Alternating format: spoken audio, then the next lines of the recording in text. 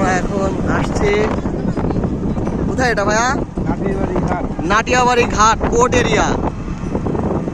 আমরা ভিজিট করতে আসছি পোর্ট এরিয়াতে দেখার জন্য, দুই ভাই মিলে আসছি।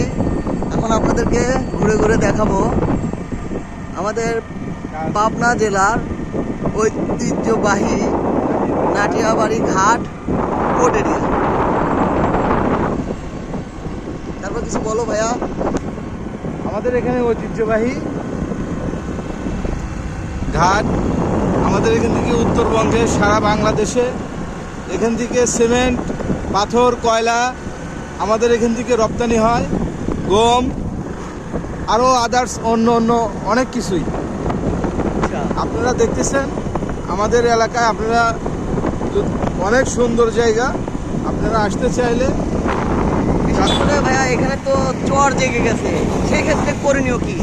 আমাদের চরটা অনেক মজাদার, এখানে থাকা খাওয়া ফ্রি, চরের লোকজন অনেক ভালো।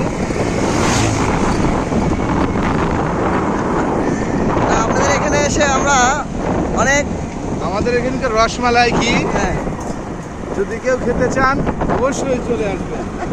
ইনশাআল্লাহ ইনশাআল্লাহ আমরা সবাইকে জানিয়ে দেবো আমাদের এই ভিডিওর মাধ্যমে যে আপনারা এখানে অবশ্যই অবশ্যই আসবেন। দেখলে আপনাদের মন জুড়িয়ে যাবে। দেখার মতো একটা জায়গা, যা আমরা আজকে এসে আমরা যেটা বললাম, এটা হচ্ছে আমাদের পোর্ট এরিয়ার গেট।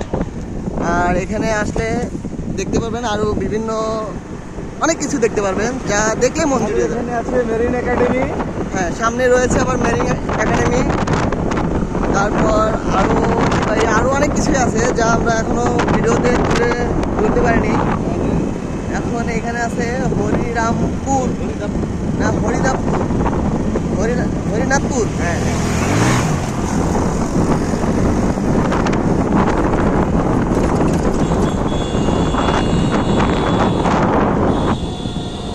যাই হোক ভিউয়ার্স, আমরা আজকে এখান থেকে শেষ করবো। মেরিন একাডেমি সেটাও আপনাদেরকে দেখাবো।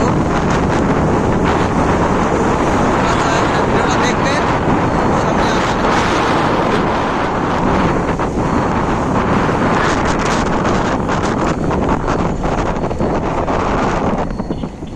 এই সামনেই মেরিন একাডেমি। এটা হচ্ছে মেরিন একাডেমির গেট।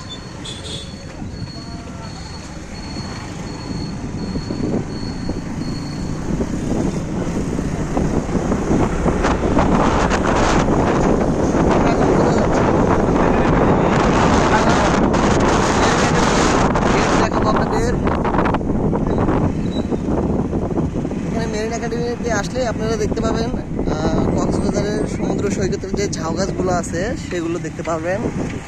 এই যে আমাদের মেরিন একাডেমির গেট, মূল ফটো এটা। বাংলাদেশের মধ্যে এটা হচ্ছে তৃতীয়।